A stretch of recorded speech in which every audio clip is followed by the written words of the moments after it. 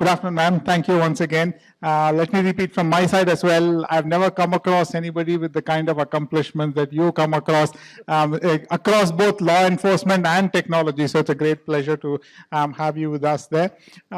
Jumping straight in, given the kind of vantage point that you have, which probably is unique in the world today, what are the different types of threats and threat actors that you come across in the recent past from a cybersecurity perspective?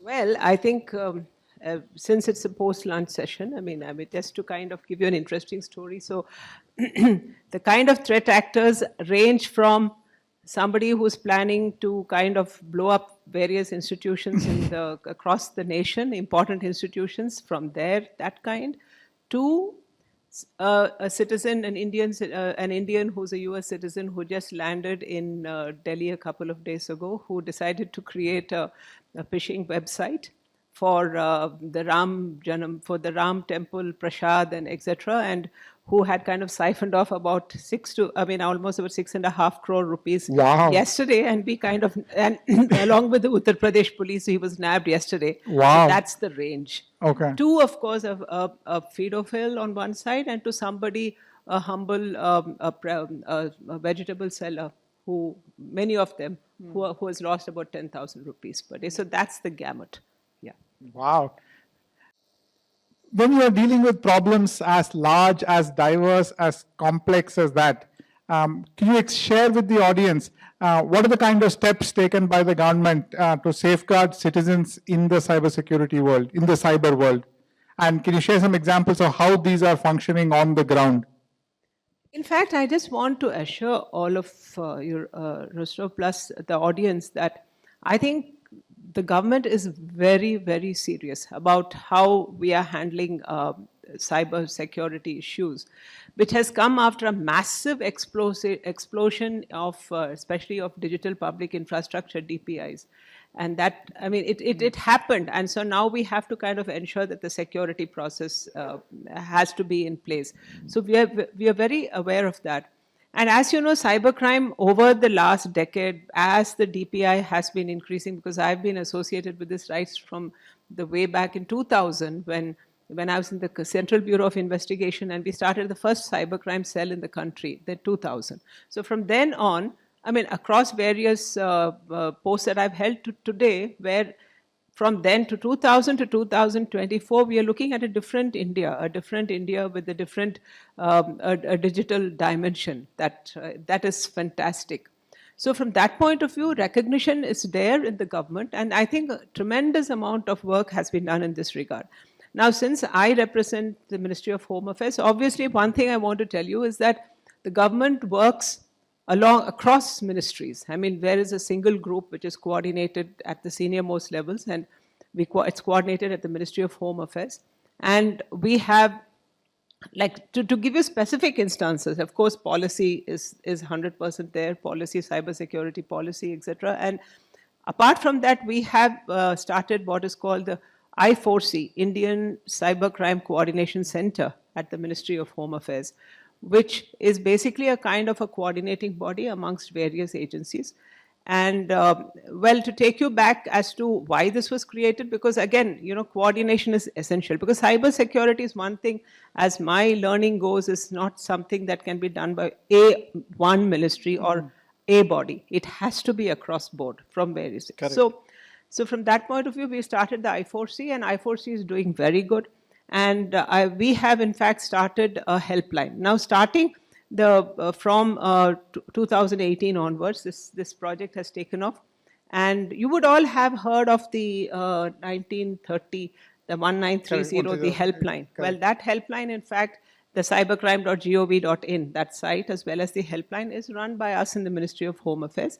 And just to give you and it's something that was started taking best practices from across the board, because as far as I know, and I mean, you are in that line too, I said, this is such an area where that we can't build towards that perfect example which exists. You know, everyone is trying to find their path towards the cybersecurity.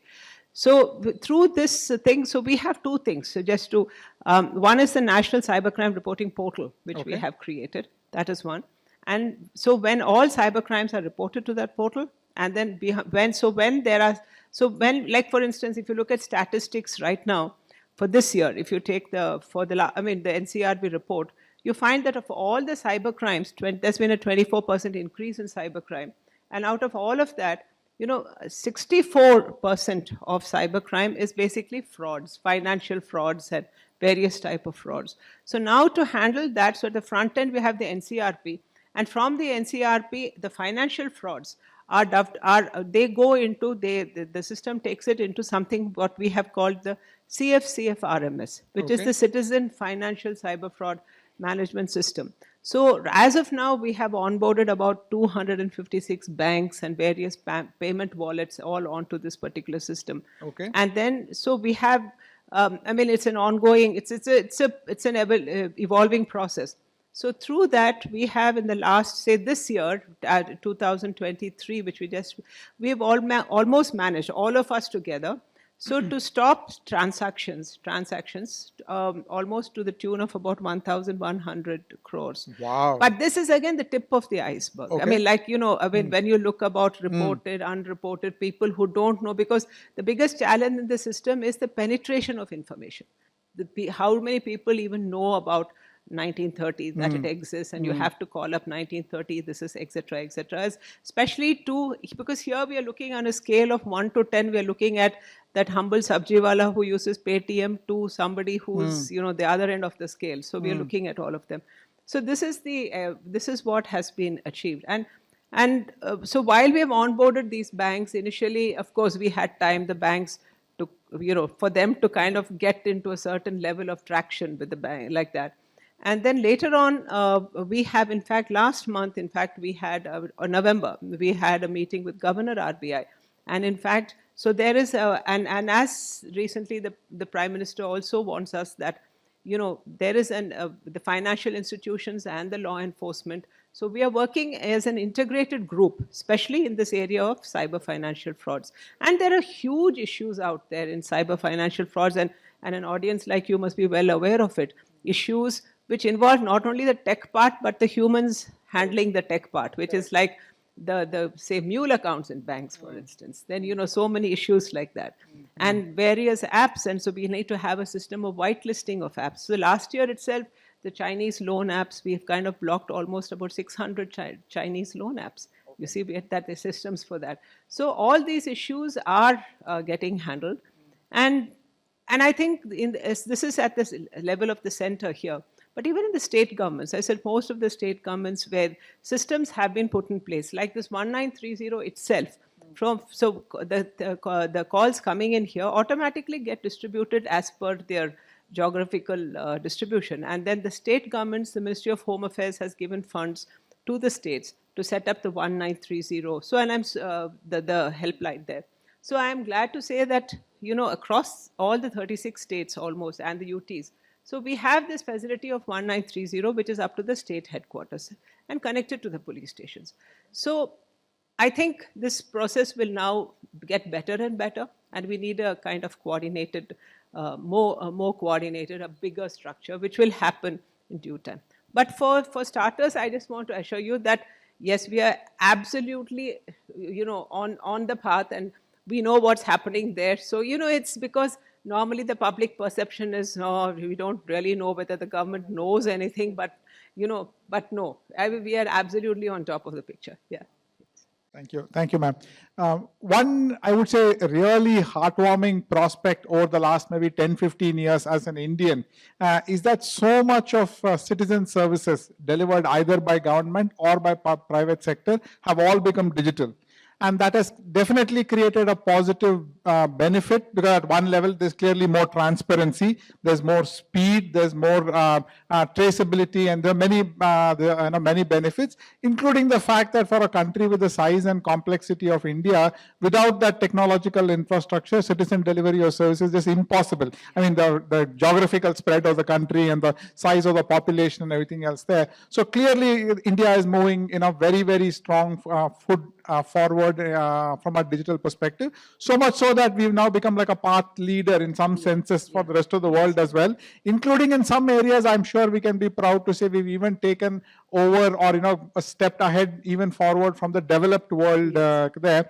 So unfortunately, like I said, the second edge of the same sword is sort of cybersecurity there. But given that kind of a context, are there any emerging technologies or developments in cybersecurity that you find both promising and also worrying? Well, the thing is, the most worrying aspect is that, let's get to the brass tacks. Now, like in terms of existing technology itself, like, this massive DPI and, the huge spread of citizen services, in terms of existing technology itself, the worrying aspect is for somewhere down the line, the citizen and all of us seem to think that when something is digital, it is safe. Okay. This is a very bottom line thing. So because you told me that there are a lot of NGOs out here. So when you go out into the field, it is somehow that if it is digital, it is safe. Right. It is safe to upload your photos. It is safe to go on the internet and do just about anything, say anything, do anything. So that is, in fact, that's the single most, the biggest challenge in terms of the existing technology. And I think somewhere we need to, so I think the biggest challenge is two. Like, what is the avenues available to a citizen? It is a penetration of that information down to everybody. That is what is important. In metros, it still happens, but in the smaller places, so through the NGOs, through organizations, we need to take the cybersecurity awareness that it is not, cyberspace is not as safe as they think it is. So that is something which, in fact, interestingly, we also have, when we conduct workshops for officers, so we also have to tell them that, look, for a nation, which I think it'll be interesting to share that with you, for a nation, for a sovereign space, we had land, we had air, we had the seas, and then now we have another dimension, and space, of course, these days it's space also. Now we have another dimension, that is cyberspace. So we are talking about sovereign cyberspace here. You see, so it's a different, things have taken on a different dimension, which may not be kind of, visible to many.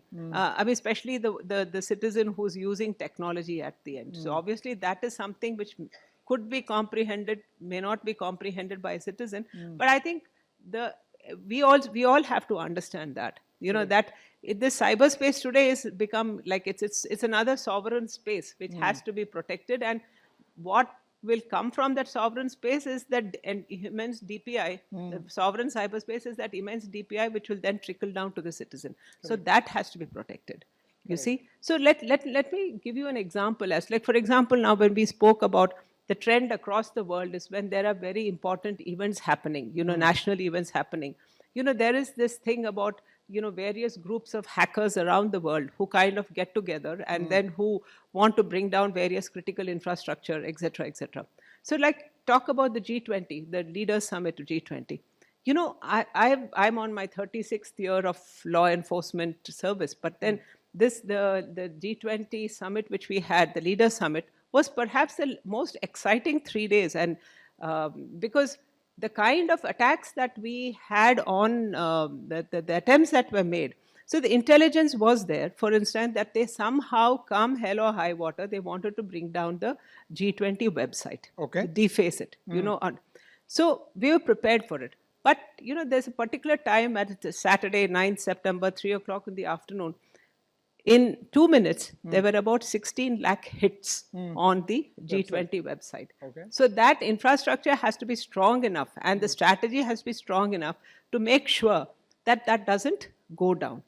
You see, and it happens with everything, whether it is a Ram Temple function coming up now or any other thing. So today the website has become the face. So you cannot say that's a website. It's no. The things have changed.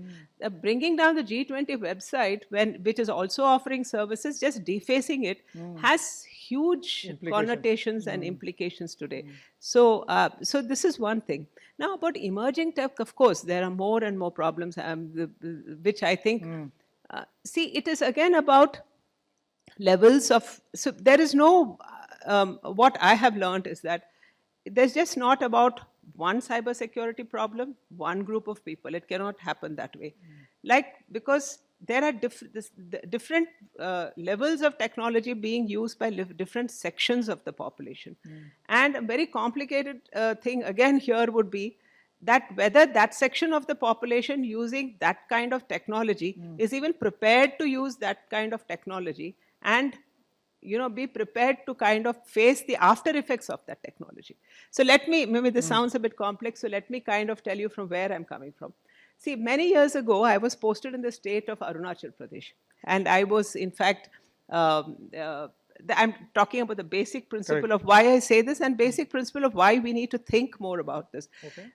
So I used to get, and as you know, Arunachal Pradesh, I'm talking about way back in 95 or so, it's a huge state and very sparsely populated. A lot of the tribal population is there all over the state. So we used to get the crime figures. So when I used to look at the crime figures, and there the people are very straight, like upfront. So warriors. So if somebody didn't like something or do something, the first thing was it was mostly body crime. So it was off with your head kind of a thing. But but then they would bring that to the police station and say, this is what happened and this is the head here. It used to be like that. So that was the kind of thing. But after a couple of months, I noticed that the pattern of crime was changing. You were getting, of course, today the section has changed, but in the old IPC, section 420, cheating, all these kind of offenses were happening. So it kind of tickled my imagination as to why was this happening, from the remote districts. Then I got to know those days that a couple of months ago, there was cable TV, which had gotten into those places. You see? So I'm talking this on a larger canvas. So cable TV. So when cable TV went into those places, so you know what happens?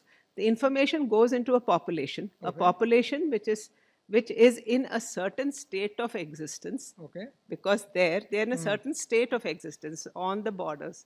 So when that information gets into that population of a very typical picture, if I may quote, a typical picture of this black Mercedes, the beach, and this little table, 2 glasses of wine, and the lady coming in with a lady in a red gown, very stereotype, right? That kind of a thing comes in. And then that is a sign of success. So when this kind of picture is continuously being played to a young tribal boy or a girl or somebody in a remote village, it automatically, incites desire. It incites want. And that has the capacity to change the kind of crime in a population. Wow. So that, in fact, is the biggest challenge we are facing today, because we are seeing the kinds of crimes, like you talk about Jamtara. You talk about these kids who are literally, educated, but still not educated in that sense. They're technologically very sound, but, they are otherwise not, educated in the sense that those of us in this room maybe. But so that's the thing. So technology, in fact, we still haven't understood it enough. In fact, understood it enough in the sense as to understood how it will affect populations. And with the good comes the bad. So what kind of good can happen through that, and what kind of effect it can have on a population, both as victims and as both as turning them into, like for instance, you just see the Ram Mandir just started. So within 2 days, people have come down from there. They've started the fishing site. Within 2 days, they've collected this boy called, he has collected 6 crores. And perhaps he thought that, India, kya hoga, kuch nahi, I would fly back by then, but then he was wrong. But so it's like, it's an area which I feel very sincerely that, we really need to kind of, have more, discussions and debates and policies on, how technology, especially cyber, all technology is, affects populations. Because that is the core. Because cybercrime, cybersecurity starts from there. From somebody who is waiting there to get into your infrastructure. Like we're looking at a couple of months ago in Mumbai, there was a blackout in Mumbai.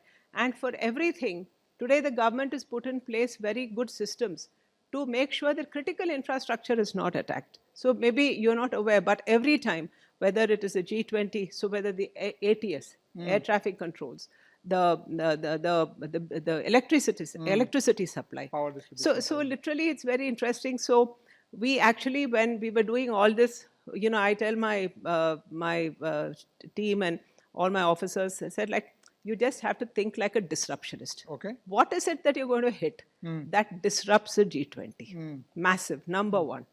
So, say, is it power? You cut down power, you can't get anything charged also. Even a battery is not going to help over to, whatever. So you target power. Then next, target the police control room. Because with, for example, G20, with so many carcades moving around the city, a DOS attack on police control room, which means so much of problems across the city, diplomatic hassles, etc., etc. So like that, so critical infrastructure. So we also have an organization called the NCIIPC, National Critical Information Infrastructure Protection Center. So that center, in fact, we monitor, so every department, identifies their protected infrastructure, and that is all mapped. So it is audited, it is mapped, so that process is also there. So, well, to cut a long story short, because I could keep going on, I mean, I say that when you're talking on the complete spectrum, that is one from critical infrastructure, which is vital to the nation's everything, to the nation's survival, existence, nation's sovereignty, etc., from critical infrastructure to, a young kid trying to book her Uber cab to go to a movie show, from this end to that end. I think a lot is being done, but yes, all of us together have to do a lot more. Yeah. Understood. I read this book called Chaos Theory many years back, and the book starts with a fictitious account saying that a butterfly flaps its wings in South America and it rains in Japan. But I guess you have a more real life example of cable TV coming into a closed population and that provoking crime. There. My next question, like you touched upon briefly in your starting comments, addressing cybersecurity risks effectively requires a lot of collaboration and coordination, not just within the various arms of government inside India, but also between India and other countries where our interests are aligned as well. Can you share some steps that you're taking on this front of improving collaboration and coordination? Yeah. So we have this, I mean, like the Ministry of Home Affairs is actually coordinates cybersecurity for the entire government of India. So you would know that there's another organ like CERT India. Like CERT in India. So CERT in India, we coordinate the entire thing. So we approach it like a group. So we have any number of bilaterals and multilaterals with all countries. So information is actually easy to. Yeah, we share information real time because I guess everybody requires this across the world. That information is absolutely paramount. So there is a lot of information sharing. Yes. In the audience here today, we have a few citizens. We have many not-for-profit organizations who are helping citizen services improve at the grassroots level. But we also have CSR departments of large and medium-sized companies as well.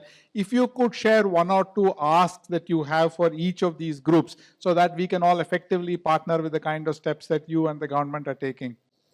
That is nice. I mean, so thank you so much for that question. I said, see, there are a couple of things which are absolutely close to my heart. I mean, I think that, in the area of cybersecurity, we are very, very, we are not very self-sufficient. I mean, we are completely depend on various software to, detect cybercrime and to implement cybersecurity on, other nations. And okay, they were there in a point in time, that is fine. But now what we have started doing is we have, in fact, every year been conducting hackathons with various problem statements. And we have been targeting the kids in the tier 2, tier 3 cities. I mean, and I think that there's so much of excitement. There is so much of, there's so much of talent out there. So, and in fact, I would say that we want now that we become self-sufficient in software, both for cybersecurity, for cyber forensics, most importantly, cyber forensics, cyber security. So these are aspects of the industry, I think, which can really take off. And I think that if we can all come together to kind of course, Startup India is there, but then for these children who are bright and who have come up with answers to various, and we've given them prizes, etc. So if we could encourage this, these people, these talented young people, I think we require to get self-sufficient. We require to get self-sufficient in these two areas of cyber security in terms of both hardware as well as software. Because you see, problem is now there are a lot of hardware vulnerabilities also coming up. And we all know, like talking about future technology, we all know about, the problem of snooping. Correct. That you're talking about dog food and, in front of your phone, and suddenly you wonder, why am I getting ads about dog food or something like that? So that is the thing, because it's not only the software, the vulnerabilities in the hardware. And as geopolitics gets more and more complex, and as everything as it is getting more and more complex, so it's so important. It's like the door of your home, the control of the door of your home, the lock and key needs to be with you. It doesn't need to be with somebody else. And a lot of other things. I mean, like we are now really waking up to it. Like, for instance, the importance of data. The importance of data, and over this huge growth story. I mean, I forgot to mention that now the India stack, as people come in, so there is literally a lineup of countries who want knowledge on this India stack. I mean, so that's a very ego-boosting thing for us in the government, because when we entered service earlier, 35, 36 years ago, it was like, you're India, like, wow. So now it is like, okay, we want to come and learn whether it is actual security or this, so or this India stack. So I think this is an area where we really need to work together on that. Absolutely, ma'am. So on behalf of Nasscom Foundation and Nasscom, as well as all the members of Nasscom, many of us are large companies, some of us are medium-sized, some of us are small-sized companies as well. But the whole industry stands behind you, and anything that you would want to do, either from a technology perspective or using the sort of CSR funds available with the entire industry, we will do whatever we can to support you. But can I say one more? So one more point is about catching them young, the students, the schools. So we have been, in fact, taking it up with CBSE and all of them, so especially the children at that stage. I mean, so they know that cyberspace is because they're so open to pedophiles and so many other issues. And there, in various instances, I can keep you regaled with tales of so many cases where the entire father's history, geography, including his credit card details, are all given to somebody who charms the child on chat room, and who that somebody can be, including drug delivery. Now, kids are taking on the dark web is a huge challenge, like that. Right. And of course, we are not going to talk about metaverse, and things are becoming complex. I mean, there's a recent case of the metaverse avatar who got molested, and so the girl was devastated. Now we are still in the process of trying to kind of figure out, what. Yeah. So there are a lot of challenges which are coming up. The human mind is becoming complex as technology is becoming complex, and so I think this is one the kids, catching them young. That is very, very important, and also I think simultaneously, in fact, educating the parents. Because somehow it shows parents, they think many of them are tech friendly, but then I think it's recognized that some people have a technology block. And so people think that, I remember many, many years ago, just to give you an incident, was that there was this the company in the UK, which were actually brought down by an attack from India, which was this is early 2000s I'm talking about. And so there was a complaint from the UK embassy, and so we, tracked it down. Those days was much easier. An IP address was not as complex as it is today. So you tracked it down, and then it went to a doctor, a very senior doctor in Jipmer, Pondicherry, his house. So his 14-year-old son, in fact, was at the end of this attack on that UK company. And he was doing it for fun. And he was the only child. And so that, his only child, and his parents had bought him and so they thought that, he's studying, in his room, he's studying, etc. But See, so parents need to be aware. In fact, parents, teachers. In fact, earlier, when all of us law enforcement agencies, we conduct sessions with schools, where about, awareness, especially, of not being, exploitation on cyberspace. So the teachers, in fact, they know very little about this aspect of it. It's that how you can get exploited on cyberspace. So I think as NGOs, I think that is another area where, the parents and teachers, the caregivers down there, and at the village level, now that everybody is using it. So that awareness is very, very required. Right. Understood. Thank you so much. We're happy to partner with you, ma'am. Thank you.